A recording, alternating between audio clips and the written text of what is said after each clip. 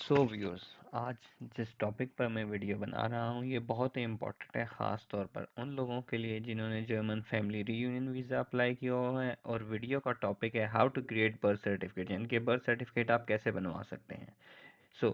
Basically birth certificate क्या है? Birth certificate एक कानूनी डॉक्यूमेंट है। ये डॉक्यूमेंट पाकिस्तान में किसी शख्स की पैदाइश की एक काबिल कबूल सबूत के तौर पर पेश किया जाता है।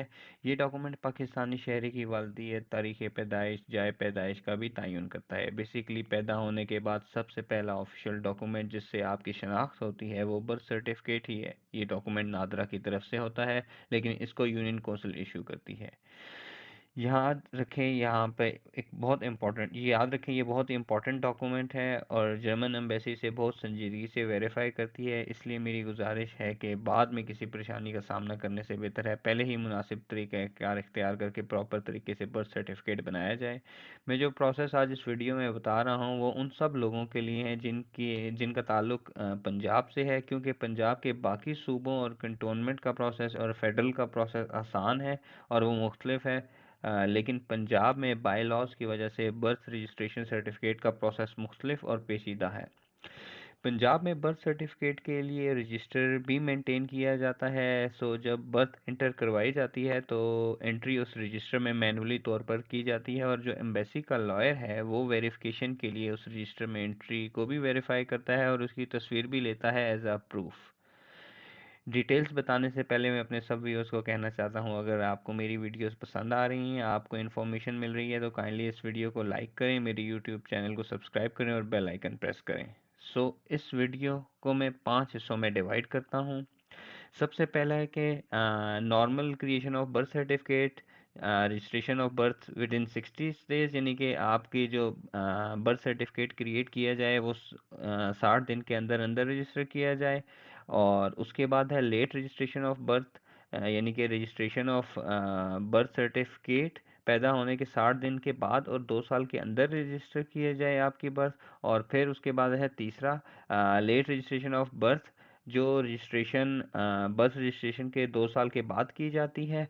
और चौथी है changing of data in birth registration certificate for existing, जो मौजूदा बर्थ सर्टिफिकेट है उसमें चेंजेस की जाएं। और पांचवा ये है कि creation of birth certificate after following not proper procedure, अगर आपने प्रॉपर प्रोसीजर से पहले बर्थ सर्टिफिकेट नहीं बनवाया और अब दोबारा बर्थ सर्टिफिकेट बनवाना चाहते हैं तो उसके लिए क्या प्रोसेस है।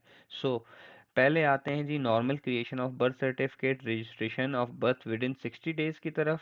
सबसे पहले जो प्रोसेस है कि अगर एक बच्चा पैदा होता है उसकी फ़ौरन रजिस्ट्रेशन करवानी चाहिए यूनियन कौंसिल के अंदर। अगर ये प्रोसेस 60 दिन के अंदर होता है तो बर्थ सर्टिफिकेट पर एंट्री स्टेटस नॉर्मल होगा। यूनियन कौंसिल में जो लोग पैदाइश का बता सकते हैं वो हैं वालदैन, रिश्तेदार, महकमा सेहत का नुमाइंदा या एजुकेशनल डिपार्टमेंट का नुमाइंदा। यूनियन कौंसिल का सेक्रेटरी फॉर्म ए पर मौजूद सारी डिटेल्स को वेरीफाई करेगा और आपको सेम डे में बर्थ सर्टिफिकेट इशू करेगा। एक पॉइंट जो इंतहाई अहम है कि जो बच्चा जिस इलाके में पैदा हुआ है उसी यूनियन कौंसिल में रजिस्टर होना चाहिए। ये एज़ पर कानून पाकिस्तान के कानून के हिसाब से है।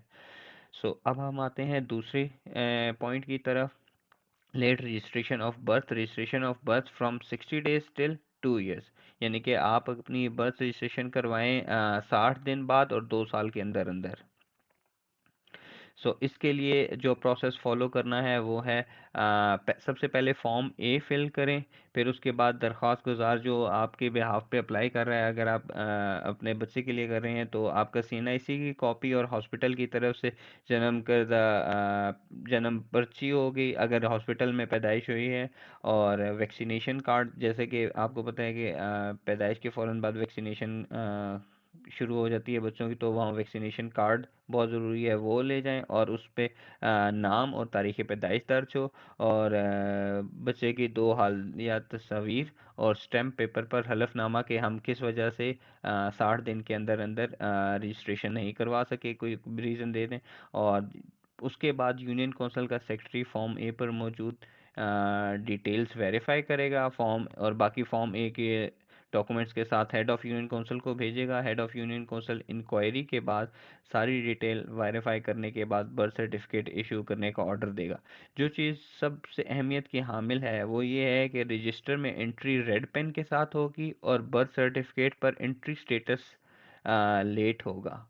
ये चीज़ बहुत ज़रूरी है यहाँ पे। अब आते हैं थर्ड पॉइंट की तरफ, late registration of birth. Registration of birth अगर 2 साल के बाद होती है, ये प्रोसेस सबसे ज़्यादा कॉम्प्लेक्स है। इसके लिए प्रॉपर प्रोसेस फॉलो करना चाहिए। लोग विदाउट प्रोसेस फॉलो किए और यूनियन काउंसिल में रेफरेंसेस की बेस पर बर्थ सर्टिफिकेट बनवा लेते हैं और फिर अम्बेसी, क्योंकि प्रॉपर प्रोसेस नहीं फॉलो किया जाता और अम्बेसी ऑब्जेक्शन रेज कर देती है। इससे टाइम और पैसे का ज़्यादा दोनों होता है। जो वीज़ा प्रोसेस अब फैमिली रियूनियन केस में तकरीबन 2 से ढाई साल में है, उसमें 6 से 8 महीने का इजाफा हो जाता है और रीवेरिफिकेशन के लिए 50,000 रुपये का अलहदा से खर्चा है।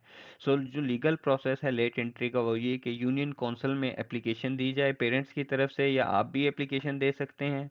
ठीक है। यूनियन काउंसिल आपसे कोर्ट डिग्री की रिक्वेस्ट करेगा कि आप कोर्ट डिग्री लेके आएँ। कोर्ट डिग्री के लिए आपको एक वकील हायर करना पड़ेगा जो आपको कोर्ट डिग्री लेके देगा। बेसिकली उसमें आप मेंशन करें कि मेरी रजिस्ट्रेशन 2 साल के अंदर अंदर नहीं हो सकी, सो इसलिए आपको एक वकील हायर करना पड़ेगा। वो आपके बिहाफ पे केस दर्ज करेगा और देन जब वहाँ से कोर्ट डिग्री आएगी वो आप अपने यूनियन काउंसिल में सबमिट करवाएंगे। फिर यूनियन काउंसिल का सेक्रेटरी फॉर्म ए पर मौजूद सारी डिटेल्स को वेरीफाई करेगा और ये बताएगा कि जी इस बच्चे की पहले से एंट्री मौजूद नहीं है, और ये सारी वेरिफिकेशन यूनियन काउंसिल का हेड भी करेगा। जो चीज़ यहाँ पे बहुत ही अहमियत की हामिल है वो ये कि रजिस्टर में एंट्री यहाँ पे भी अभी रिसेंट पेज पर होगी और वो रेड पेन के साथ होगी, और बर्थ सर्टिफिकेट पर जो एंट्री स्टेटस है वो लेट होगा।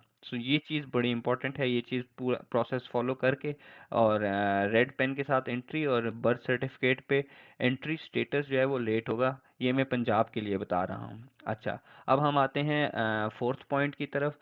फोर्थ पॉइंट ये है कि changing of data in birth registration for existing birth certificate. अच्छा, अगर तो आप का रिकॉर्ड पहले से आपने बर्थ सर्टिफिकेट इंटर करवाया हुआ है पहले से, हम मोस्टली लोगों ने डेटा बर्थ सर्टिफिकेट के हिसाब से नहीं लिखा हुआ होता है, जैसे नाम, तारीख़ पैदाइश वगैरह। इन सारी डिटेल्स चेंज करवाने के लिए जो हम प्रोसेस फॉलो करेंगे वो ये है कि सबसे पहले आप अपनी मुतलका यूनियन काउंसिल विज़िट करें, वहाँ से अपने डाटा की वेरिफिकेशन करें। जो डाटा मिस मैच है उसके लिए डाटा चेंज फॉर्म फिल करें और एप्लीकेशन लिखें। यूनियन काउंसिल इस केस में दोबारा आपसे कोर्ट डिग्री मांगेगी। कोर्ट से डिग्री के लिए आपको एक वकील हायर करना पड़ेगा और उसमें आपको रीज़न मेंशन करनी पड़ेगी, क्योंकि हमारे लोग प्रॉपर डाटा फॉलो नहीं करते। आपको अपने सारे डॉक्यूमेंट्स वगैरह लगाने होंगे अपनी मैट्रिक की, या अगर बच्चा बड़ा हो गया तो मैट्रिक की संद वगैरह और बाकी सारा कुछ। उस केस में आप कोर्ट डिग्री लेके जाएंगे। कोर्ट डिग्री का प्रोसेस फॉलो करके वो कोर्ट डिग्री लेके आएंगे और उसके बाद वो यूनियन काउंसिल में सबमिट करेंगे। देन फॉर्म ए फिल करेंगे, अपने पेरेंट्स का आईडी कार्ड और एफिडेविट साइन करके दोबारा यूनियन काउंसिल में सबमिट करवाएंगे। सिमिलरली यूनियन काउंसिल का सेक्रेटरी फॉर्म ए पर मौजूद सारी डिटेल्स वेरीफाई करेगा। फॉर्म ए की बाकी डिटेल्स बाकी डॉक्यूमेंट्स के साथ यूनियन काउंसिल के हेड को सबमिट करेगा। यूनियन काउंसिल का हेड जो है वो सारे डाटा की वेरिफिकेशन करेगा। अच्छा, जो चीज़ यहाँ पे अहमियत की हामिल है वो ये है कि रजिस्टर में जो चेंजेस एंट्री के साथ होंगी वो रेड पेन के साथ होंगी और बर्थ सर्टिफिकेट पर एंट्री स्टेटस नॉर्मल होगा। ये वो केस है जब ऑलरेडी एंट्री हुई हुई है और सिर्फ डाटा चेंज करवाना है। यहाँ पे क्योंकि आपकी एंट्री जब आप पैदा हुए थे उस टाइम हुई थी, लेकिन सिर्फ आप डाटा चेंज करवा रहे हैं, तो तब ये केस है। अगर आपकी एंट्री 2000 के बाद हुई है, सन 2000 के बाद हुई है, तो फिर आप स्टेटस यूनियन काउंसिल के सेक्रेटरी से डिस्कस कर सकते हैं। अच्छा, अब आते हैं हम पांचवें और आखिरी केस की तरफ। अगर आपने एक बर्थ सर्टिफिकेट बनवा लिया है और आपने प्रॉपर प्रोसेस से फॉलो नहीं किया और अब आप दोबारा बर्थ सर्टिफिकेट बनवाना चाहते हैं, तो उसके लिए क्या करते हैं? ठीक है।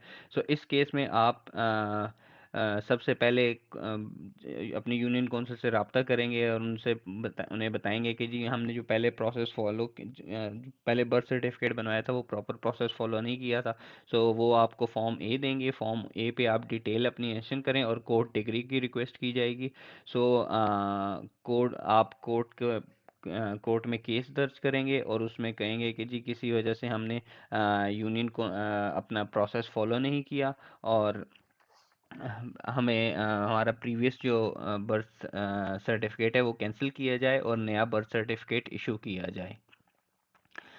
अच्छा, ये चीज़ कोर्ट डिग्री वाला केस जो है वो बहुत ही इम्पोर्टेंट है। इसमें ये चीज़ मेंशन होना लाजमी है कि हमारा पुराना कैंसिल करके नया इशू किया जाए, ये चीज़ मेंशन की जाए, क्योंकि जो लॉयर है वो वेरिफिकेशन के लिए जब भी आएगा वो कोर्ट डिग्रीज को देखेगा हर केस में। जैसे मैंने मेंशन किया है कि वो रजिस्टर आके तो देखता ही देखता है। उसके बाद अगर आप कोर्ट डिग्री के थ्रू प्रोसेस कर रहे हैं, लेट एंट्री वाला प्रोसेस कर रहे हैं या डेटा चेंज कर रहे हैं या पुराना कैंसिल कर कर न्यू बनवा रहे हैं, सो उस केस में आपकी एक पूरी फाइल बनेगी यूनियन कौंसिल में, ठीक है, और वो आपके पेज के साथ अटैच हो जाएगी। सो जब एम्बेसी का लॉयर आपकी वेरिफिकेशन करने आएगा तो वो ये सारे डॉक्यूमेंट्स देखेगा और इस सारे डॉक्यूमेंट्स का प्रूफ जो है वो अपने साथ लेके जाएगा, ठीक है।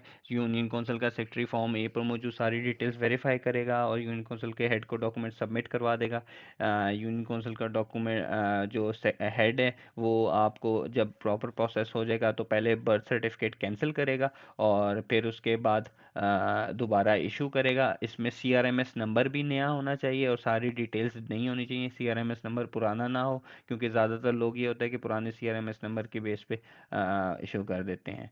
सो ये इस तरह आप क्या कहते हैं अपना नया बर्थ सर्टिफिकेट इशू करवा सकते हैं।